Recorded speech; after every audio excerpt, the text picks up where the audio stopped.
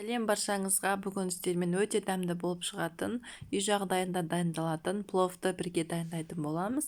Видеоны соңына дейін тамашалаңыздар. Бізге қажет заттар ет, сәбіз және де жуа. Барлығын алдын ала турап дайындап қойдым. Енді қазанымызды газға қойып, үстінен қажетті мөлшерде сұйық майымызды құйып аламыз. Сұйық майымыз қызғаннан кейін етімізді жуып салып, жақсылап қызарғанша қуырып аламыз. Етіміз жақсылап қуырып алғаннан кейін үстінен жуасын саламыз. Мендегі плов басудағы басты құпиям, жуасын көбірек саламын және де жуасын күйіңкірегенше сарғайтып қуырамын. Сол кезде күріштеріңіз әдемі сары болып пісетін болады.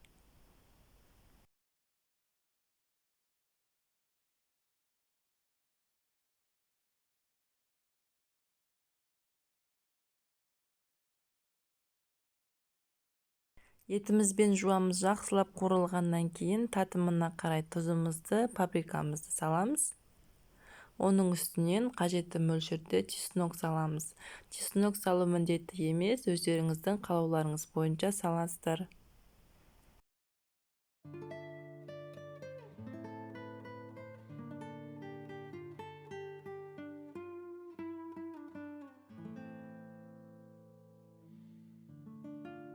Ендігі кезекте сәбізімізді салып, жақсылап қуырып аламыз.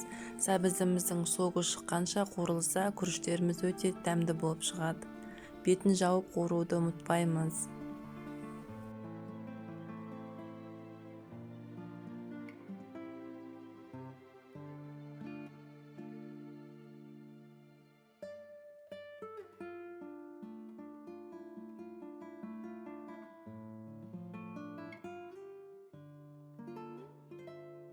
Барлығын жақсылап қуырып алғаннан кейін қажетті мөлшерде суымызды құйып аламыз.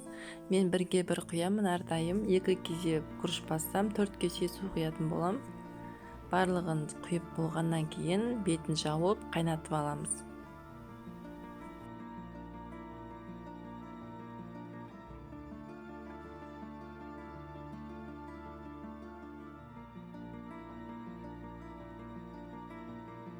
Менде күрішімнің суы 15-20 минуттай қайнады.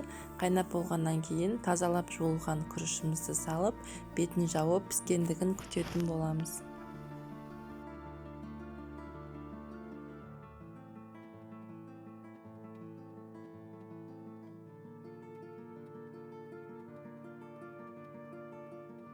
Міне достар, біздің дәмді күрішіміз дайын болды. Жасап көріңіздер.